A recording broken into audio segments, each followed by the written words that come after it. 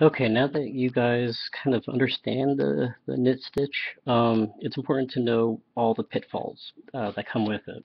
And I like to, whenever I'm teaching knitting, I like to tell people to learn from my misadventures because, boy, howdy, are there a lot. Um, I covered it in the previous video, but often when people are first knitting, they kind of hang the yarn over like this. The very first thing that you should do and get good enough that you are stitching every row is to orient the yarn downward like this. Don't knit this stitch as a stitch. Don't knit this stitch as a stitch. You can see it looks kind of like stitches that you can work. Uh, it will lead to nothing but heartbreak. Often, when people are knitting, they get hung up on, or there's so many things happening on the needles that they almost forget to knit the stitch. They kind of just slide the stitch over, and it looks kind of like this. Boop. And they don't realize that this stitch was unknitted for a very long time.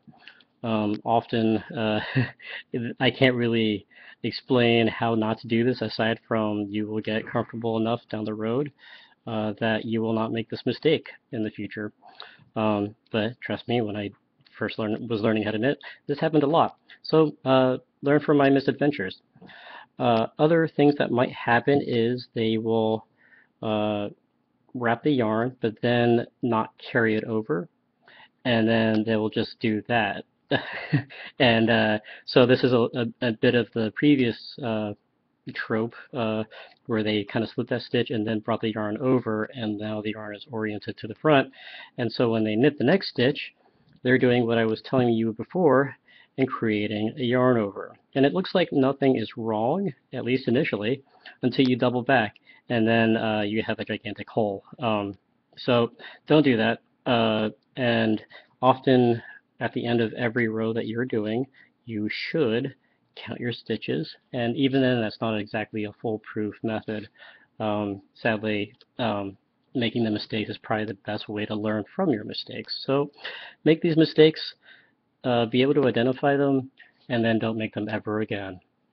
Or make them again and do it as many times as it takes for you to learn what not to do. I usually teach people that their mistakes are probably their best tools because they learn that these are mistakes and that they need to be corrected, but also why they need to be created to learn from. So when you are knitting, often this becomes a problem when you're purling.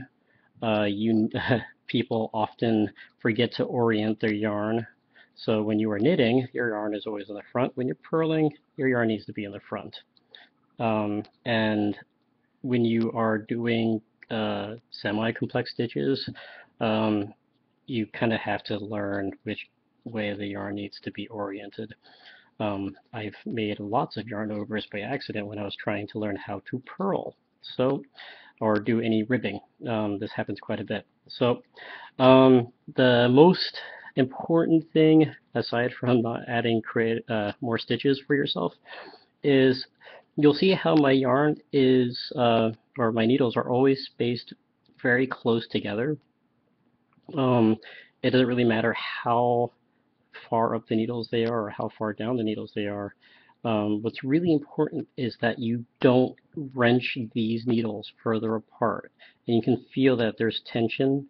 Um, when you do this, it will choke these stitches and it will look kind of like a drop stitch. And I'll go into the drop stitch thing in a second. Actually, it probably deserves its own video. But you never, once you commit to a row, really don't stop until you finish it. And when you are knitting, a lot of people, when they learn, they wrap the yarn and then pull it through, and then somehow feel the urge to really like strangle this yarn. Don't torture it. You're really just torturing yourself down the road. You want to stitch loosely enough that you can glide these stitches across the needles relatively easy. You don't want it to be so loose that it just sort of like glides off and slips off. So there is a thing called tension, and tension becomes very important when you are working on to a gauge. I'll go over that in another video. But these needles need to be oriented relatively close together. And let's see if I can do this slowly. So the yarn goes over, and the yarn gets carried through with that needle, and then it slides off that.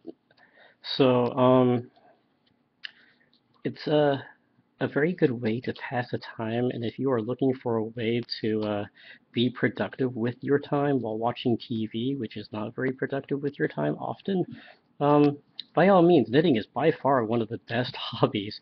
Also ends up being very expensive when you get the urge to like build a sweater. So, and at the end,